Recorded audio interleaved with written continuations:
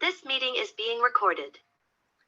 Okay, hopefully we're recording there. So welcome everybody. You're probably watching this recording via YouTube, as Andy and I were unable to do a live presentation. So I hope it goes well. I'm Steve Vernon, and you all know Andy Davies, Welsh superstar. I'll go through the objectives of what we plan to achieve this morning with this webinar. So it's basically, first of all, to explore my development of a coach from a club to performance level and coaching elite athletes like Andy. Then Andy and I will explore our athlete-coach relationship and how that has supported his development along the way.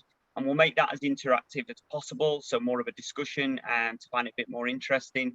And then finally, Andy will just give an overview of sort of how his journey has developed and how he's got to the point he is now as a record-breaking Masters athlete at 42 years of age. And I hope you like the photo of Andy and I at the side. He definitely photoshopped that to make us look like we've got great tans. But that was us finishing 3rd and 4th in the British Mountain Running Championships together. Okay, next slide. So first of all, who am I? As I mentioned, I'm Steve Vernon. I was a fairly successful athlete. I was a good cross-country and mountain runner. And I'd say my biggest achievements, it was always a dream of mine to finish top 10 in the European cross country, which I got with a 10th place in 2013. Finishing the top 10 of the European mountain running champs a number of times, with 5th place being my best finish. And yeah, I was lucky enough to have a really long career, from being a schoolboy international at 16 and then winning the English national at 33 years of age. And in between that, representing Great Britain plenty of times over cross-country and mountain running. And again, at the bottom there, I was 8 times English national cross-country medalist. So something I'm really proud of, and a record-breaking run of medals there. In terms of coaching, I've been coaching since 2010, so I'm into my 12th year now, and I've been lucky enough to work with some really talented athletes, both already in their development, someone like Andy that came to me already as a fairly established athlete, but also already in his 30s.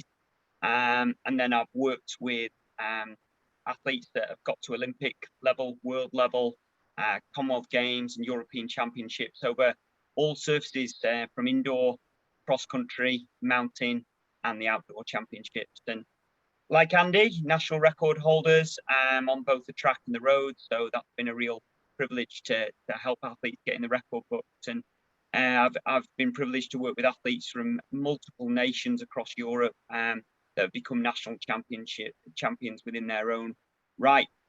So I don't want to go on too much about the actual achievements there. I'm the lucky one that gets really privileged talented athletes, should I say. And I think any coach that helps an athlete get the best out of themselves, whatever level that is, that's really good coaching. And no matter what the level of talent is, if you optimize what that athlete can achieve, I think any coach has done a really good job. So a bit about how I started. I say they're a student of the sport from an early age. I took a picture of one of my bookshelves at home for your interest, full of running books and learnings, and I've loved the sport. Even though I was competing from an early age, I really did like to learn about the best and how they did it. And I always challenged my coach, Stockport Harriers, Dave Turnbull, to how we could do it better, and always threw ideas at him from being a teenager. So while I'm on that, Stockport Harriers, Dave, my coach, was always there from an early age, but he also allowed us to organise ourselves for general running and times when he was a shift worker, when he wasn't there, and started to take a bit of a leading role from my early 20s and help develop the group with Dave himself. So Dave as a coach, but me as a supporting mechanism. So I always started wanted to help people. That was a real passion of mine, and also wanted to help younger athletes. So I suppose I sort of took on a bit of an assistant coach role within my own coaching group there in Stockport. Student at Loughborough University, where I sort of developed a group with some Irish athletes and other athletes there at Loughborough outside of the formal coaching system. And what we did, we organised our own training sessions and timetable to run together. And again, it's all part of that learning of getting organised and wanting to get the best out of myself by training with others. After Loughborough University, I studied in the NCAA at Butler University, and through some unforeseen circumstances, the coach there was really unlucky to get leukemia while I was there, and had spent a lengthy time in hospital. Whereas during that time, I took on the role of taking on the team really, and he'd send me the workout, and I'd be there coaching as an athlete myself. I was one of the oldest and most experienced, so that was when I really knew, and that was 2002-3, where I really started to think that, yeah, I want to be a coach when my own athletics had finished. After Butler University, I spent time at St Mary's, which was an endurance performance centre with British Athletics, and I'd learned a lot about strength and conditioning, and core stability was just a buzzword back then, and I brought a lot of that over. And I used to run the sessions with the athletes there, from famous names like Andy Badley and Mo Farah, joined in some of those core stability sessions. So I look back at it now and laugh, but it was the start of what we're all doing now. And then really formal coaching was 2010, where I was, Ross Millington is from Stockport Harriers, my hometown, and I started coaching Ross then because he was struggling a little bit on scholarship in America, and the actual coach coaching him was also my coach at Butler. Ross was at a different school in Albuquerque, but I helped Ross along there, and then when he came back from university, took him on, and at that early stage in 2011, Ross became a silver medalist at the European Under-23 Championship over 5,000. So that was my first real big achievement, but I was already handed there a very, very talented athlete. Ross was running international level and already done well at the English schools, etc. And then I was unlucky enough to stumble across Andy Davies. Andy is Andy's sister. He's married to my best friend, so it's a small world. But through that, we got to know each other, and Andy was already running well on the fells and doing a bit of marathon running. Was already a 2:27 marathon runner, but as well as playing semi-professional football in the Welsh leagues. So 2012. Andy and I had a conversation on a run one day where I'd had another dig at him to stop kicking a football and start taking it seriously. And I told him that I thought he could make the Commonwealth Games in 2014. And, well, he did. And the rest we say is history. And it's been an amazing journey over 10 years. And then Johnny Mellor, you may know, he's 2:10 marathon runner. And, well, Johnny's sub 4-minute miler as well. So an amazing talent. And I've been working with him since then. And then in 2015, I was lucky enough to get a position with New Balance, working for New Balance, and develop Team New Balance Manchester, which I'll go on to a little bit later. So I'll pass over now before we go into the detailed presentation, so Andy can give you an insight to who he is and how he got involved with me. Thank you, Steve. Hello, everyone. I'm Andrew Davies. Previously, I did start out as a runner. A lot of people don't know that. When I was in primary school and high school, I did represent Wales several times on the mountains, cross-country, track. But I suppose when I was getting 16 and 17, football took over, really. Played for a local club, and I was lucky enough to get into the Welsh Premiership, where I played, I'd say over 200 games over about 10 years for Caersus. I think I scored about 49 goals as well. So, yeah. So I was a footballer, really. And I know a few other runners, and when they were saying to be a good runner, you have to run 70, 80 miles a week. At the time, that wasn't for me. But unfortunately, I suppose fortunately now that the career was getting a bit poor in football. We were bottom of the league, got relegated, and I was just playing local leagues again. And I was lucky enough when I went traveling around the world to do my first marathon in Christchurch in 2006. And then since then, I got the buzz for the marathon, and I knew then I just want to do one a year, 2 a year, and see where I can get to. As Steve said before, my brother-in-law, Jamie Loxham, was a very good runner himself. I'm sure Steve knows all his times, but he was very good. And I used to go running with him around the local track. So he would come up with some sessions, what to do on a Wednesday night, and we kind of blagged it a bit. And yeah, and I'd say I was running about 70, 75 miles back then, even with football on top. So as Steve said before, I got down to 227, 225, and I'd like to think I could have shaved a couple of minutes off that on my own with a couple more years. But yeah, since getting the coach, so like Steve said, it started coaching me 2012, so it'll be our 10th year anniversary soon in September. I'm hoping for a big present, by the way. And I am. Yeah, he said he would start coaching me, and when he said that, we can get to the Commonwealth Games and take it with a pinch of salt, really. But yeah, we tried, and I couldn't believe it when I got to the first one. Knowing then in 2012 what I've achieved now, I still can't believe it really that if you go to the next slide, I'll just put a few things of what I've achieved, and yeah, I got to pinch myself a few times to think that I've been to the Commonwealth Games twice. Because when I went travelling, I was lucky enough to go to watch the Commonwealth Games um, in Melbourne, and I was just like, wow, look at these athletes, they're amazing, top elite athletes. And knowing now that I've been to two, finishing 17th and 11th, the last two Commonwealth Games.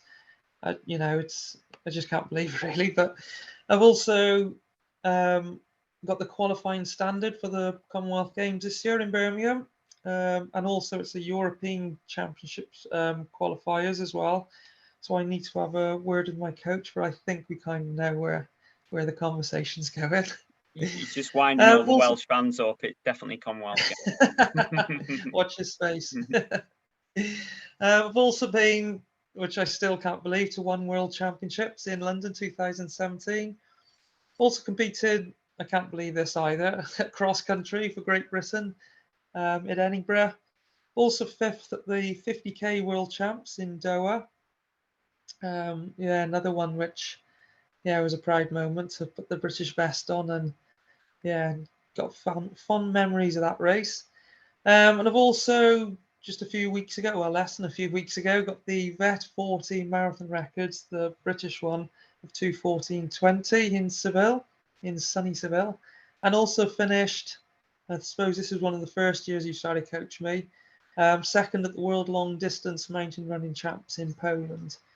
So yeah, like I said before, I can't believe kind of the career I've had in the last 10 years. If you'd have told me that 10 years ago, I wouldn't have believed you. So yeah, I'll come on to this later, but I owe a huge amount to Steve for getting me there, because yeah, I wouldn't have had the belief to do it on my own, or yeah, so it does pay dividends to have a coach.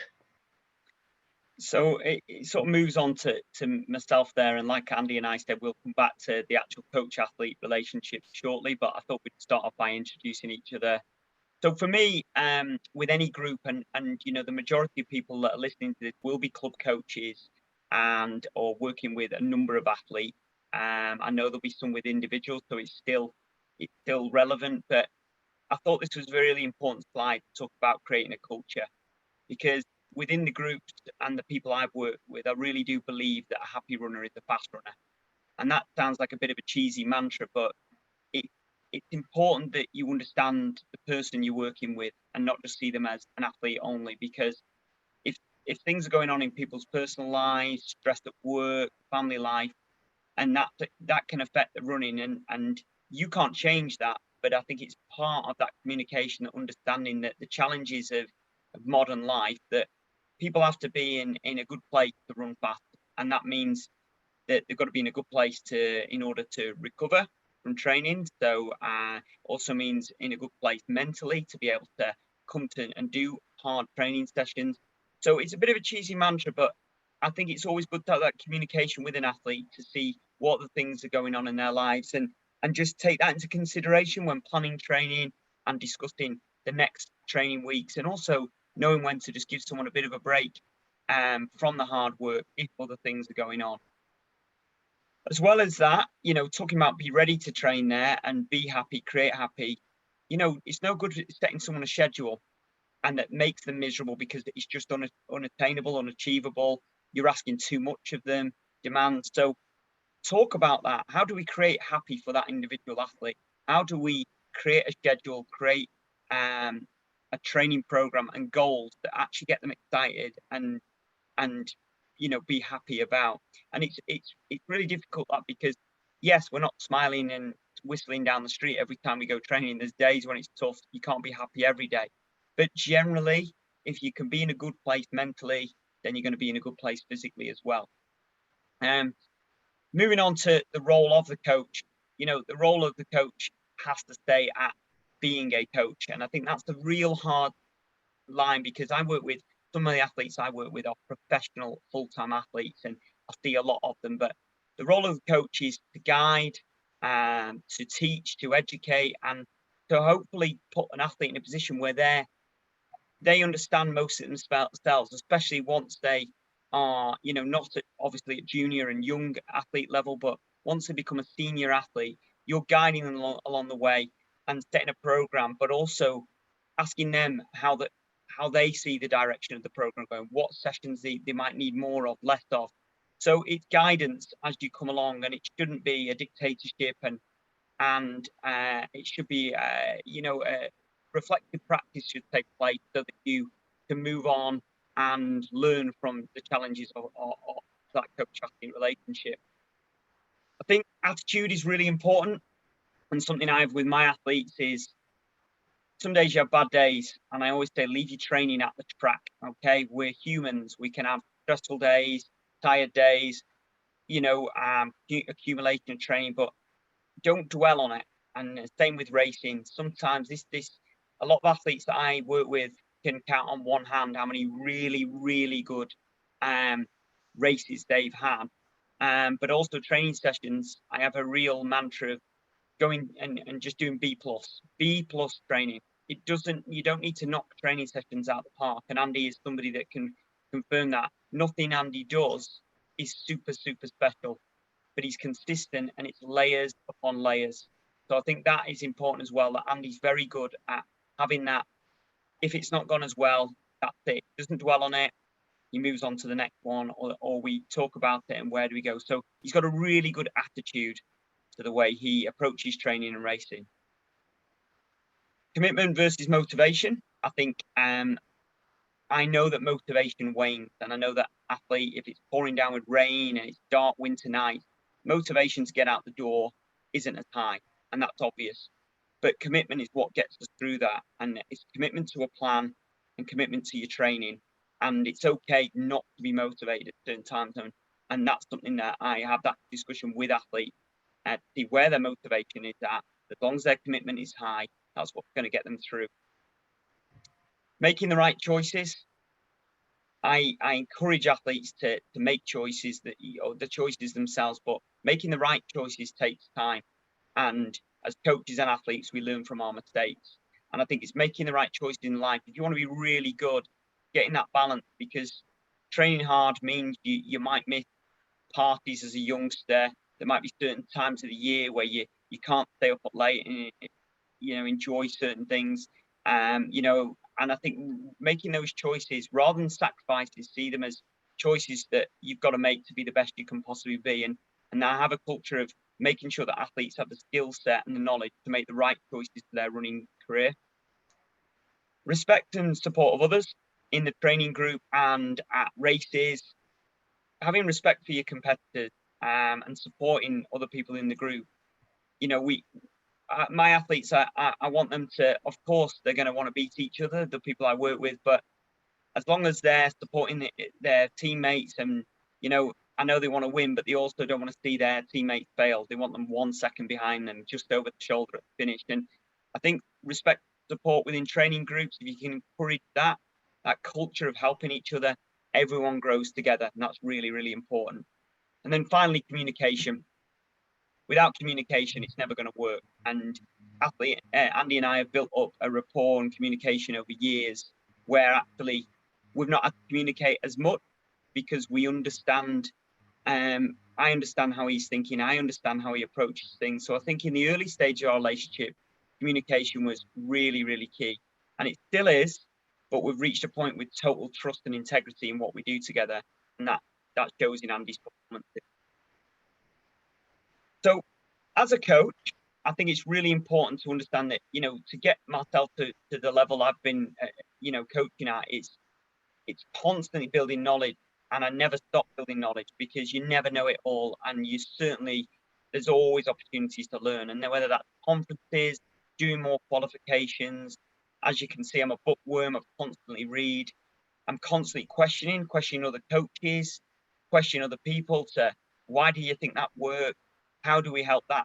How did you help that athlete get to that point? Never stop asking questions, but also never stop listening to athletes, listening to others. That's the real important part of it.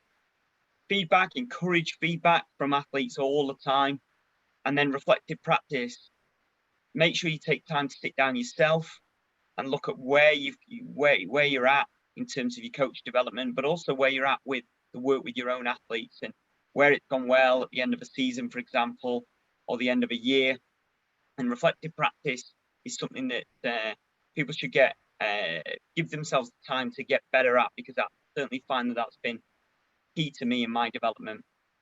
And I put that picture up of me. I have online web applications for all my training, but I also have a notebook, and I love notes, and it's important for me to look back at that. So notebooks are a big part of what I do. Old-fashioned, but work well. And then also recording of stuff. We've got modern technology. We've got the opportunity to use phones to show people what we're asking them to do. And I think recording and also looking back over races, training sessions is really important. I've titled this slide Beg, Steal and Borrow. And it's because I know there's coaches that like to think they've got secret workouts, but most of the time we're looking at what other people have done, copying it, tweaking it for ourselves, and making it adaptations to work for our own individual athletes. And I think we're constantly learning from what others have done in terms of successfully, but also what others have done where it's not been successful. So don't be afraid to ask, take things, and also borrow things. And I think I've learned just as much from formal qualifications as I also have in the bar, the coffee shop, and at the track, talking to other coaches. And there's a lot of value in that. Take the opportunity. I had my own coach, Dave Turnbull, that taught me so much, and without him, I wouldn't be in the position I am as a coach. But I've also spoken to some great running coaches in the UK and the world, from Alan Story, Mark Rowland, Mark Coogan, Lindsay Dunn, Brendan Foster, Patrick Stang, who Elliot Kipchoge's coach, John Brown, George Gandy at Loughborough, Paula Radcliffe, Chris Jones at Welsh Athletics. And they're just some of the key names to add to my own individual coach that I've asked for time. And, it's a busy world, but if you don't ask, you can only say no. And I have tested people over the years, and I'm sure everyone there will test to that as well. Don't just have to look at running coaches. I've spoken to cycling coaches at British Cycling, Rod Ellingworth. I've spoken to Tony Minicello, Buzz Khan, they're multi-events and jumps coach. And also psychology, Steve Peters, who you may know for the Chimp Paradox. He's been instrumental as well in me understanding athletes' minds and my own mind. And then also finally, great leaders and coaches in sport. And whether you like Man United or not, Alex Ferguson is been a great leader. Pep Guardiola at Manchester City, you all know where I'm from now. And then people like Vince Lombardi, the famous American coaches. So, I've read books that have taught me a lot outside of my own sport of running. So you gather all this knowledge, and now it's about applying it. And sometimes it can be a minefield, and understanding why you are doing what you're doing. That's the most important thing. Don't just put a session in there because you've seen somebody else do it that ran well off it. You've got to know, why am I doing 10 times 400 off a minute? Why am I doing K reps off 90 seconds? Why am I doing hill reps? And if you don't know, find out why people do them and what they're for. And that's really important. Identify your athletes, because the training I give Andy Davies wouldn't be the same training as I give Johnny Mellor, because they're different type of athlete, physiologically and mentally, and a training aid. the difference. So you've got to, in a group, you're going to have a lot of sessions that are the same, but it's okay to tweak things for individuals as well and understand their limitations, and also, like I said, age and training age. And that in question, what am I working with? Am I working with a diesel engine? Am I working with a Ferrari? You know, Andy won't mind me saying he's a diesel engine. Okay, he's not blessed with basic speed. His track PBs aren't anything to shout home about, but he's a record-breaking marathon runner and ran for Great Britain. So I know that the type of training I have to do with Andy has to, yes, still develop his speed, but also work with his strength, which is endurance. Keep it simple. I think we forget to keep it simple sometimes. Instagram, Twitter, there's so many sessions that you see people doing out there that look amazing, but really endurance running is simple. It's about being consistent, about getting a lot of running done, as much as you can do in the long distance game, but also staying healthy and doing sessions that, like I've said before, and I'll repeat it, B+ sessions. You put layer on layer of good, solid sessions, you're going to run well. So like I said, take things with a pinch of salt in the new age of technology. What you see on social media is often just the snapshot of somebody doing really well. And one session doesn't make an athlete. Nobody's showing 10 years of training logs, are they? And I think that's what we all need to remember. And then at the end there, don't be afraid to experiment and fail. Now, I don't mean going doing something crazy. I'm not going to ask Andy to go and do 10 times 60 meters out of the blocks of a 10-minute recovery. Not going to work, okay? But we have failed, Andy and I, along the way, and we've had injuries. Go on, Andy, sorry. It could. Well, yeah, you're not doing though, but No. so don't be afraid to experiment and fail. So before we move on to mine and Andy's coach-athlete relationship, just a quick bit on my philosophy. And this is actually, if you were at a Welsh athletic presentation, oh God, 5 years ago with myself and Chris Jones, I touched on this, but the focus of my philosophy is on aerobic conditioning, creating aerobic monsters. And the specific aerobic development for event demands, so my group, predominantly 1500 marathon, we focus on that. So what is required for those event groups? I believe in large training volume, obviously within reason, but that doesn't just mean running. If somebody can't run 100 miles a week, that doesn't matter. They can run 70 and that's optimum for them. That's great as a senior international marathon runner. But we can also add cross-training and other ways of training without the running load. It's about year-on-year development, long-term athlete development. I believe in the 80-20, 80% of what Andy does, sometimes even more, is easy aerobic running. 80% of what Andy does in a week is 7-minute miling and slower, and 20% is specific to what we're trying to do. And that's part of that, developing that aerobic base. And then also I believe in strong, robust athletes. So put bulletproof, take that again with a pinch of salt. Nobody's going to be bulletproof. People get injured, but you want to prevent injury as much as you possibly can, because that leads to the consistency that's required in endurance running. Key elements in my training philosophy: regular long runs.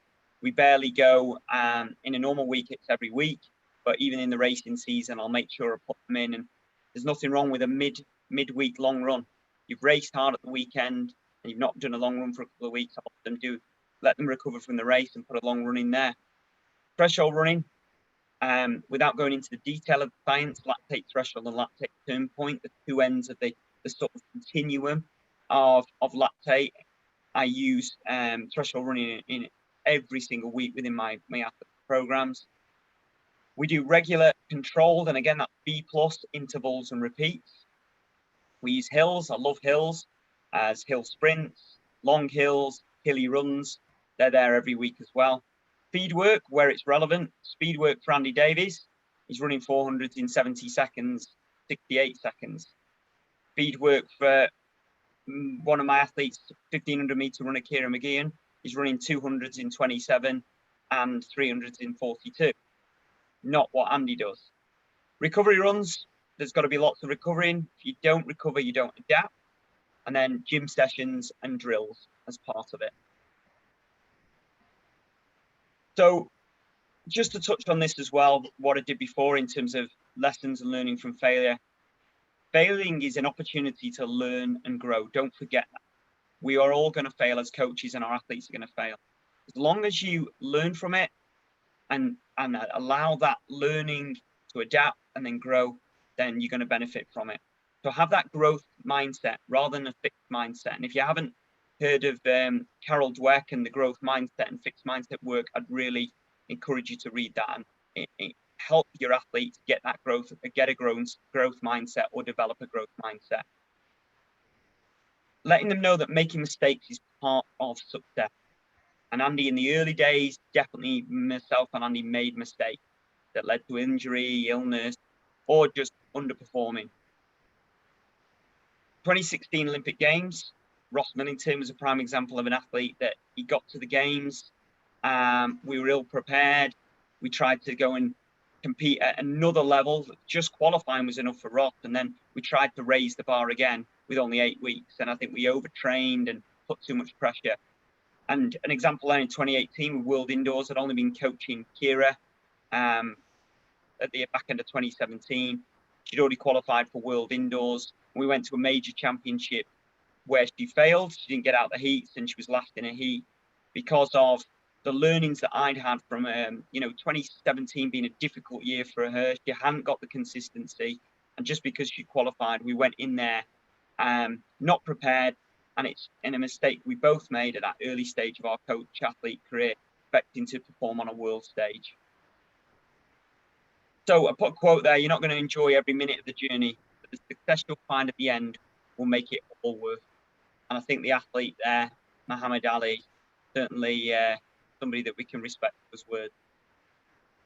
So in summary from me, never stop learning, never stop questioning, never stop reflecting, never stop listening, encourage communication and feedback, create a positive environment that encourages learning and provides opportunity for athletes to develop, constantly reflect and review, develop a philosophy, and ultimately smile and have fun. And that should be for the coach and the athlete.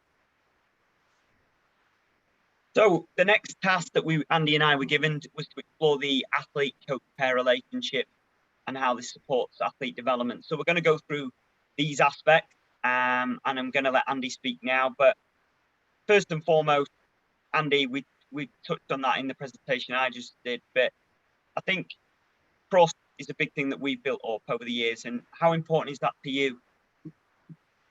Yeah, it's massive. That when I'm going out training, that because we don't speak to each other very often, or you send me a schedule at the beginning of the week, that you expect me to go out and do it. So you trust that everything I do, what you say. So yeah, it's a huge thing. And also by having a coach like yourself, you don't want to let you down as well. You put all the effort into do schedules for me, do the timings for me, do everything for me. So it's up to the athlete to go out there and do it as well, just because of just a bit of respect as well. But yeah, I was going to say there, because of your what you've achieved over the years and everything, I trust your knowledge is good as well, that you're a top coach or a very good coach when I come to you as well. So I trust you have the knowledge and the experience to make me a better athlete as well. And fortunately, it's worked out. And in terms of motivation, Andy, I know I touched on motivation and commitment, but what motivates you throughout the year? But you've been going a long time now. You're 42, and you're still, I know, totally motivated. Now, what is it that really motivates you? Well, two things: in competition, but also in getting out the door and training each day. It's about the goals. I've just got loads of goals to still want to achieve. Like things are getting, I know I'm getting on now, but there's still plenty of things that I want to achieve. Not necessarily times, but potentially the races that I still want to do as well. So know that I'm having these goals that ultimately is going to have to make me motivated to go out and do things. So like you said before, when you don't want to go out, it's dark, it's wet. When you think of the goal, the end of it, you think, right, just get out there, just shut up, Andrew, and just go and do it. stop moithering. So yeah, just I have plenty of motivation. Still as hungry as I was when 10 years ago. Well, before that, since 2006 when I did my first marathon. So yeah, it's the short-term goals as well. Going up to a 10K race or half marathon, and then the longer-term goals as well. So yeah, and it makes it now I've got the qualifying time for the Commonwealth Games. It makes the next 6 months kind of fly by, enjoy it. Hopefully that there's a big race at the end of it. So there's huge motivation there. And before you know it, I'll be setting the next goal for next year. So yeah, it's just all about the goals and keep ticking things off.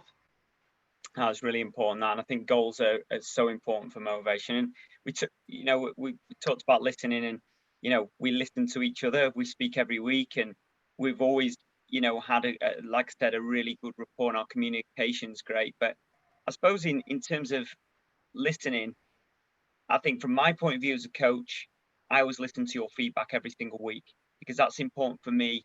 I have a plan that stepped out to a marathon, but I changed that along the way. So I might have key sessions, and we even had one a couple of weeks out from the record-breaking run in Seville the other week, where we tweak things, and that's for me listening to you, and that leads into feedback as well. The point on the presentation is, I suppose those two come together in our relationship. They're really important, and I think in the early part of our relationship, you had to listen probably more to me, because I was telling you why we do a lot of things.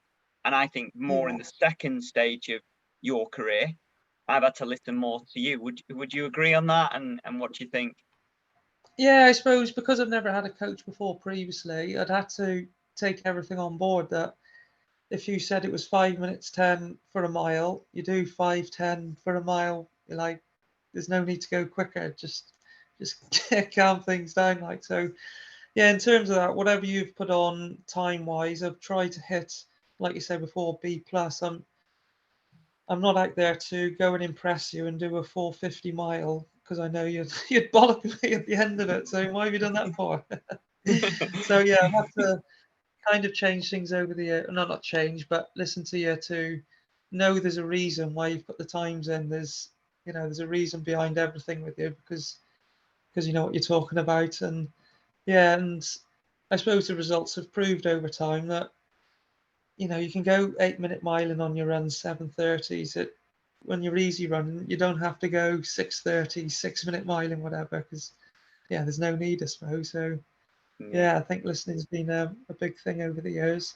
And Yeah, and I was going to say, you probably know more about me and my body than I do. So I know that when I've uploaded my times for a session, before I do how it went, with all the feedback on there from the times, the miles, the splits, what zones I was in. So yeah, it's been good. And I think that's really important, because Andy's brilliant at giving feedback, and I think if you've got a coach, an athlete that isn't great at giving feedback, and it's like squeezing that feedback out of them, some athletes, Andy's great at not only uploading the results to me, sending them to my WhatsApp, but also then we'll have a chat later on once he's fed and watered. And I think some athletes are really good at giving feedback, typing it and putting it in. I use Training Peaks, for example, putting it on there. But then I've got other athletes that really can't articulate it as well without speaking to you. So there's ranges of ways people can feedback to you, and also encourage time for those that may be less forthcoming and shy, that might want to do it if you work in a group setting, that you may ask them their feedback when they're on their own, because some might just tell you, yeah, it was great, and even though it wasn't. And I know that Andy would never tell me, oh yeah, I went well, or he would never lie or tell me what I want to hear. He gives me the absolute detail, and that's with maturity. Not everyone coaches older athletes, so you may hear different things. And like Andy said, a lot of young athletes want to impress their coach, but what impresses me with an athlete is giving accurate feedback and also being honest, and that's what you've got to encourage with athletes. So in terms of the journey we've been on, Andy, like we said, it started in 2012 and it's coming up to 10 years now. It's been an amazing journey, and we have been lucky to do really well together, and I think your achievements, as you said before, are outstanding. Is there anything that stands out along that journey outside of the performance that you sort of can reflect back on and think, you know, that was a pivotal moment in our journey? Or is there anything where you feel, because I've got something, but I want to see if you've got something along the way that you think that really took us to the next level in terms of you being consistent at a top level? Yeah, I suppose back in the earlier days, yeah, my lifestyle, I know we'll come on to this on the next slide, but my lifestyle was okay in terms of diet, sleep, and everything. But I suppose we have tweaked that to make it a little bit better and just be a bit more professional. Yeah, like you say, it's been one hell of a ride the last 10 years, but everything we've kind of set out to do, we've kind of ticked it off as well. It's been quite strange because you're saying before about a lot of the time it doesn't go well for a lot of people, but yeah, it seems to be funny, right? We'll try this Commonwealth Games, did that. We'll try for this, did that, try for that. And yeah, it's been quite nice that I'm so fortunate and lucky that things have worked out because I have been quite good with injuries. That yeah, we've been on quite a good journey. And I suppose once we started going altitude training, going to Switzerland and went to Kenya, which is an incredible experience. Yeah, it's just good to see how, yeah, I appreciate how the top athlete does everything properly. And I've learned a lot off that as well. Like back in the day, if I couldn't be bothered after a track session, I'll just do a 10-minute, 15-minute cool down. But I know someone like Ross, he will do his 20 minutes, and I'm like, Ross would do this, so I'm going to do it. So, yeah, even going to Kenya and see how chilled out they are about everything. And I remember going to a Cardiff half once, and there was like the press conference at the beginning, and they were asking the Kenyans, so what can you tell us? What have you learned about the? And they're like, we just chill out, like even for breakfast, the Europeans, oh, what am I going to have here? What? But we're like, we'll just have a normal breakfast like we usually do before a big run. So, yeah, I've learned a lot about other cultures and how they do it, and easy running, and yeah, I'm all for that. and I think all credit to you, Andy. You are very driven. You may appear very, very relaxed. You are so disciplined, and I think your lifestyle, that's the biggest thing I was going to say, which will lead us on to the next slide. You understand what is required now. You still have a great balance in your life, and I think you surround yourself with good, positive people, your family, and the athletes that I know you train alone most of the time, but you've got some good friends over here in Manchester, and I think your life balance, running is part of your every single day, and you love it more than anything, but you also not be all and end all. And I think that Kenyan mantra, and for those of people that might be listening that know Andy, he is super professional, super driven, but also extremely laid back most of the time, which I think is also credit to him and how he's got to the point he is now. Should be a Kenyan, shouldn't it? Yeah, Kenyan Andrew. Yeah, you need to change his surname. Put Andrew Kip Davies. Yeah. So to explore the journey of a Welsh performance athlete who continues to thrive, and that was one of the questions we were tasked with. And I think this point here, Andy, we've touched on bits of it, but in terms of setting goals, I know we look to set them at the beginning of each year, and we reassess the goals along the way. If there's been any injury or illness, you've achieved more than we set out to do, and you've ended up with major championships. But I suppose for you, goals and staying focused come in together. So, from the goal setting point of view, I ask Andy his goals always. He's at that point in his career, he's in charge. I have training goals that I'd like him to achieve to get that, and I'll suggest some racing target to get to his major goal. But I'll leave that with Andy now, and I suppose Andy, just how do you select your goals? The obvious with championships, but what about everything else? I like to add a fell race just to spice it up a bit. I don't know if you're happy about that or not, but no, but we do allow a couple of races, don't we, that you really want to do and enjoy. Which but you've always got a fell race in there. That's very true. Yeah, I just think with goals as well, like I have got, it's not just about roads for me. I want to do some off-road stuff in the future. But if I didn't have a coach, I'd have gone to do all that stuff years ago. So I'd have missed out on all these, well, potentially record-breaking marathons and everything and quick time. So you've kept me disciplined, stay on the straight and narrow, I'd like to think. And I always think that I've got plenty more years to do the crazy stuff in the future. So I got to keep ticking over as I can. Yeah, once I start to slow down, then I can go and do the crazier stuff, which yeah, still can't wait to do. But yeah, I've just got to be disciplined, take my time, keep ticking things off, and hopefully they'll just be around the corner, perhaps. So how do you stay focused then, Andy? I mean, during all this time, and you're in Wales, predominantly training on your own in mid Wales. You know, how do you stay focused throughout these often long marathon build-ups in the winter, for example? Yeah, it's just normal now. It's just part of the day. You get up at, well, not this year, but I've been quite fortunate. You just get up and go and do it. It's just normal. It's just like having breakfast. It's part So of the day. it's So routine. yeah, and before you know it, a couple of months have passed. Before you know it, winter's gone and you got races coming up. So yeah, time kind of clips along nicely, and you're at the next big race. It's Simple as that. Yeah, no, you know, for those people listening, you're probably laughing now, but that's how simple it is to run 2:14 at 42 years of age. Just, you know, make it part of the day. But in terms of longevity, Andy, what do you think the key factors are to your longevity? And we did touch on, yes, you didn't start seriously training until you know, early 30s, but I think caveat that you've always been a runner since teenager, yeah, and you've coupled that with football. So I don't want people to think Andy just came to running late. His training age may be slightly younger than his actual age because he never really fully committed to running. It was probably 6 months of serious running, 6 months of football coupled with running. But yeah. why do you think you've had such longevity within your running career and continue to improve? I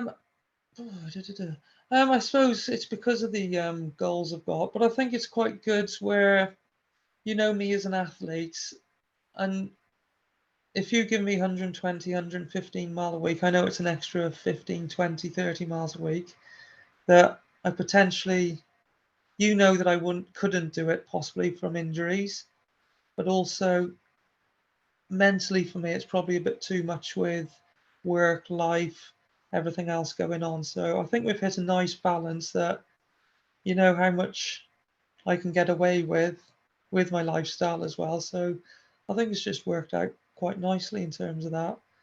Yeah, I suppose, yeah, because of the goals and everything, it's just part of the day, and yeah, and that it, you know, like you said, work-life balance. Andy and I have worked hard at understanding with his job as a lecturer, and he's been lucky enough to go down 4 days a week this last year. And I think work-life balance, Andy has always told me when he's got long days or he's got college fixtures and he's had to drive to Cardiff after lecturing for a football fixture with students. So we know when, you know, and there's been times where probably Andy's been tried to be tough and do too much, and it's ended up with a bit of a cold that possibly could have avoided by not having as much sleep. And I think Andy, in the early days, won't mind me saying his lifestyle wasn't as good. He didn't sleep as much, and I really encourage it you. wasn't rock and roll, but yeah.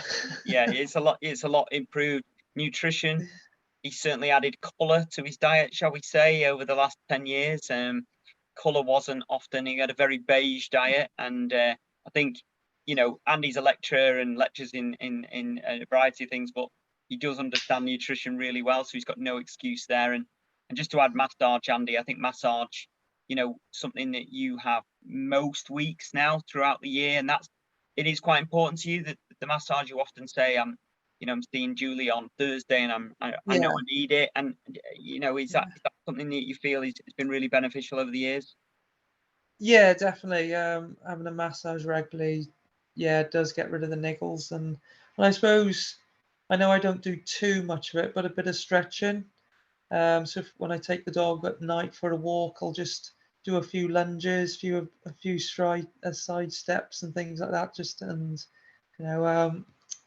mobilize the ankles, things like that. So yeah, kind of integrate it into the lifestyle as well. So yeah, trying to prevent all the niggles.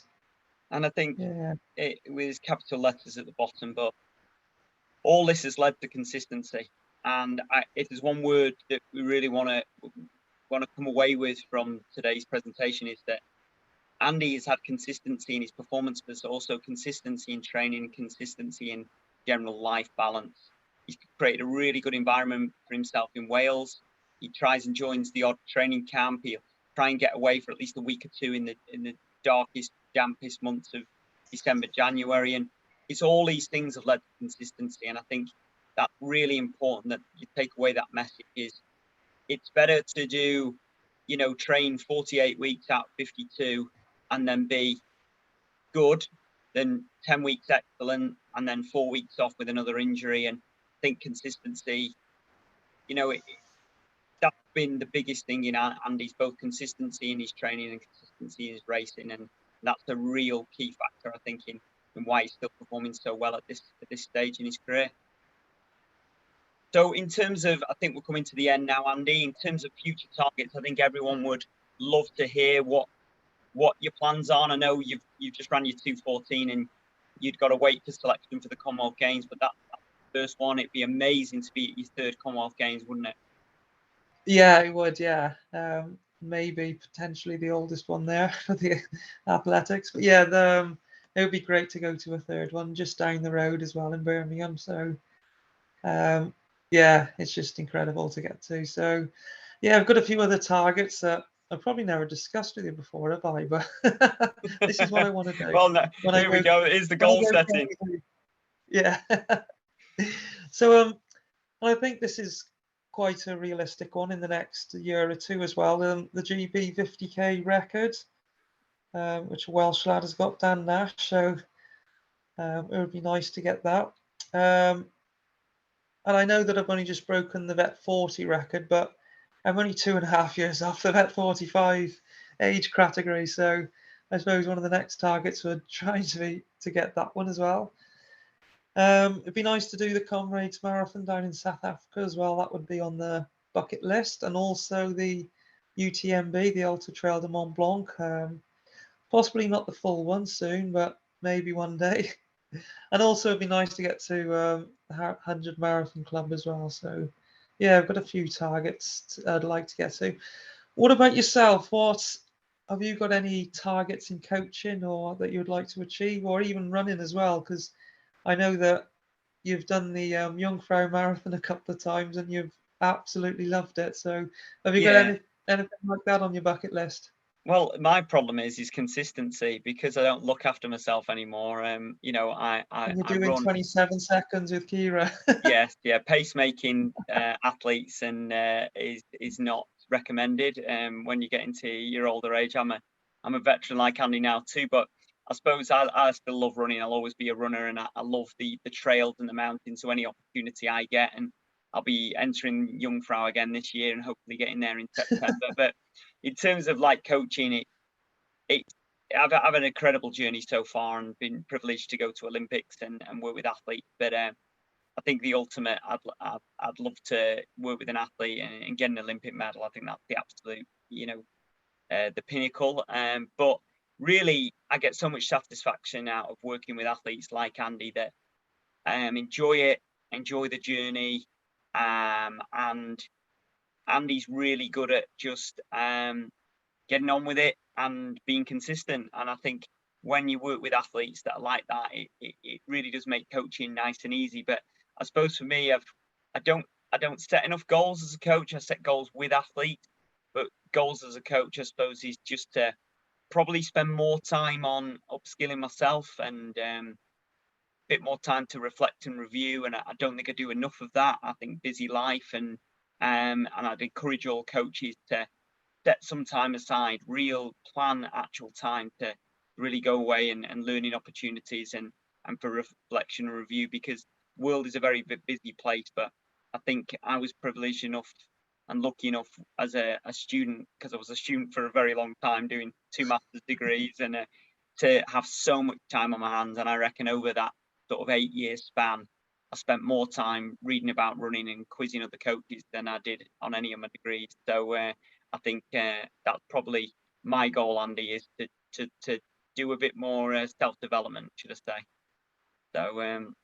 So I think we've come to the end there. So thank you very much to everyone that hopefully listened right the way through, and let's hope that we'll be cheering Andy on at the Commonwealth Games in Birmingham this year. And thank you, Andy. Yeah, thank you very much, Steve. All good. Cheers.